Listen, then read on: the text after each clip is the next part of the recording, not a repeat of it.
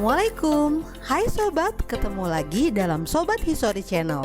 Dalam video kali ini kita akan membahas tentang Kerajaan Kediri. Sebelum kita lanjut, jangan lupa subscribe dan tekan tombol notifikasinya ya, supaya kamu gak ketinggalan materi-materi selanjutnya. Kerajaan Kediri merupakan kerajaan asal mula ramalan Jayabaya loh. Pernahkah kalian mendengar ramalan Jayabaya?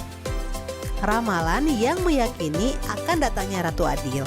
Ramalan ini dipercaya hampir di seluruh wilayah Nusantara. Lantas, seperti apa sih keadaan pada saat itu? Untuk lebih jelasnya, yuk kita simak videonya.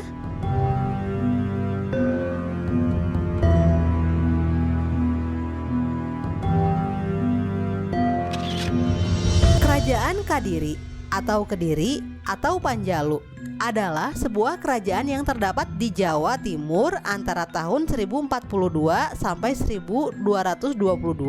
Kerajaan ini berdiri setelah penguasa terakhir Kerajaan Mataram kuno atau Medang, yaitu Dharmawangsa. Sebagai menantu Dharmawangsa, Airlangga membagi kekuasaannya untuk kedua anaknya, yaitu Janggala di sebelah timur sampai utara dan Panjalu atau Kediri di sebelah barat sampai selatan. Tidak banyak sumber-sumber yang cukup gamblang menjelaskan mengenai eksistensi keduanya. Namun, kerajaan Panjalu kerap kali diidentikan dengan Kadiri dengan adanya penemuan arkeologis di wilayah kota Kediri, Jawa Timur. Letak dan pendiri kerajaan. Kerajaan Kadiri diduga berpusat di Dahanapura yang menjadi bagian kota Kediri sekarang. Sebuah wilayah pemukiman yang diperkirakan ada di bagian selatan Jawa bagian timur. Kota Daha bersama dengan Kahuripan menjadi wilayah penting di kemudian hari bagi Singosari dan Majapahit. Sehingga dapat diperkirakan Daha merupakan pusat dari Kediri selaku pendahulu Singosari dan Majapahit. Raja pertama dari Kerajaan Kediri adalah Sri Samarawijaya yang merupakan putra Airlangga. Samarawijaya memperoleh kekuasaan Panjalu dengan ibu kota di Daha. Sementara Mapanji Garasakan memimpin Janggala di Kahuripan. Belum diketahui apakah Sri Samarawijaya adalah pendiri dari Kediri, namun ia adalah putra mahkota dari Airlangga, sehingga berhak atas salah satu bagian dari kerajaan yang ditinggalkan Airlangga. Selain itu, Samarawijaya adalah nama raja yang paling awal ditemui dalam rangkaian penemuan arkeologis terkait Kerajaan Kediri. Raja-raja Kediri. 1. Sri Samarawijaya.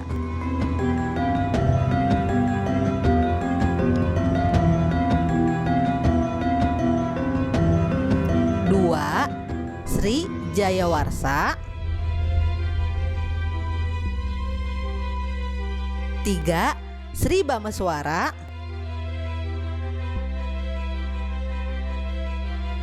4. Jayabaya. Nama Jayabaya muncul sebagai penguasa Kediri pada Prasasti Ngantang. Berkuasa pada tahun 1135.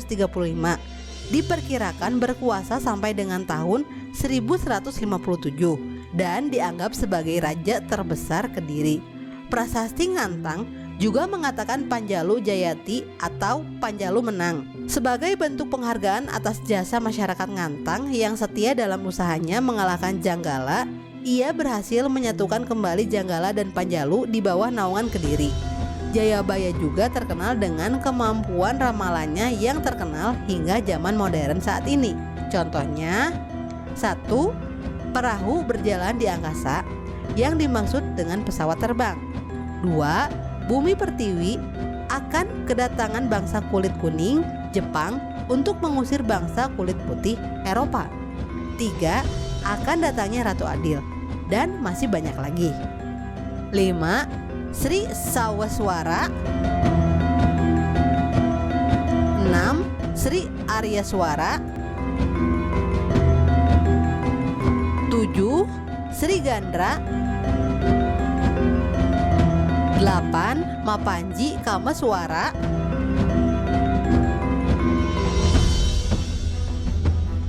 9. Kertajaya.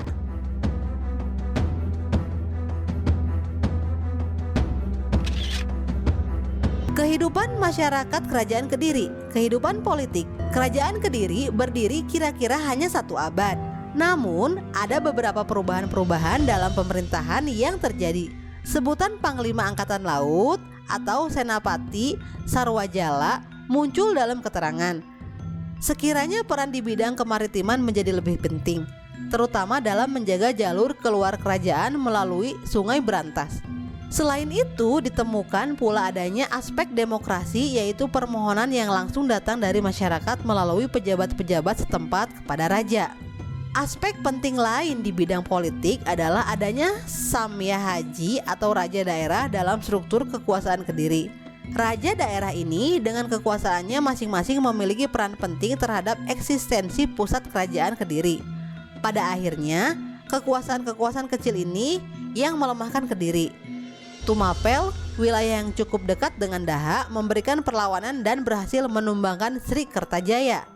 Kehidupan ekonomi. Tidak banyak penjelasan yang dapat ditemukan terkait dengan penduduk Kerajaan Kediri berikut dengan kegiatan perekonomiannya. Namun, jika merujuk pada zaman dan wilayahnya, Kerajaan Kediri tentunya memiliki pengelolaan di bidang pertanian yang dilangsungkan di wilayah pedalaman dan perdagangan yang dilangsungkan melalui aliran Sungai Berantas dan Kali Lamong menuju ke pantai utara Jawa. Umur kerajaan yang sangat singkat ini menjadi faktor utama tidak adanya informasi yang kredibel mengenai kondisi kerajaan.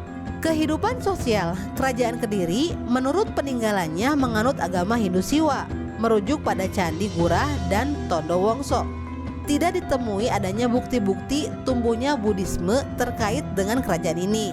Di sisi lain, nama Abhiseka atau penjelmaan Wisnu juga dikenal pada raja-raja Kediri meskipun menganut agama Siwa.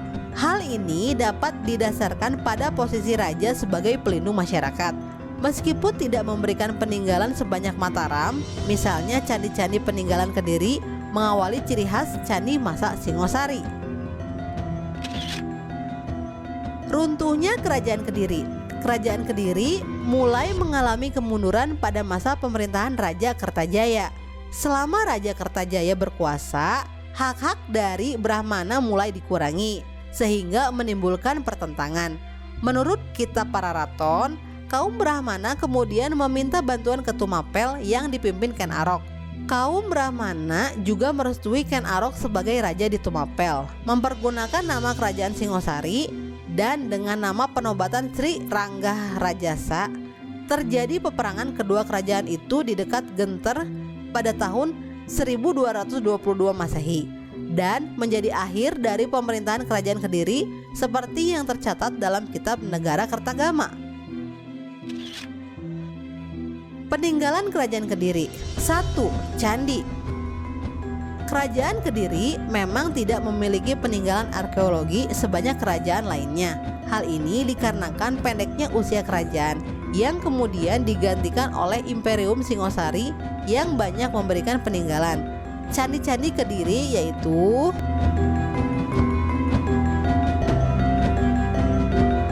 dua. Kitab. Masa Kediri dianggap sebagai zaman keemasan Jawa kuno di bidang kesusastraan. Beberapa kakawin diciptakan pada zaman ini.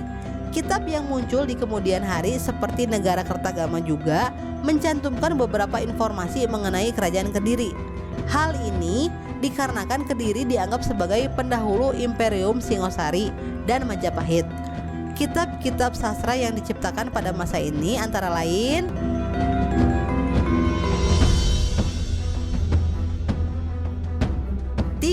prasasti. Kerajaan Kediri meninggalkan cukup banyak prasasti yang memunculkan nama-nama raja yang berkuasa. Namun, hanya itu informasi yang didapat. Tidak banyak pengetahuan mengenai masyarakat umum yang dimunculkan di dalamnya. Beberapa prasasti peninggalan Kediri adalah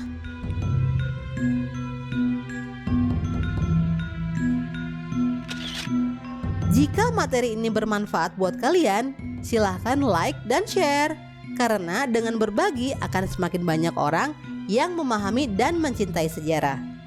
Semoga video kali ini menambah wawasan kalian tentang sejarah. Sampai ketemu pada materi selanjutnya.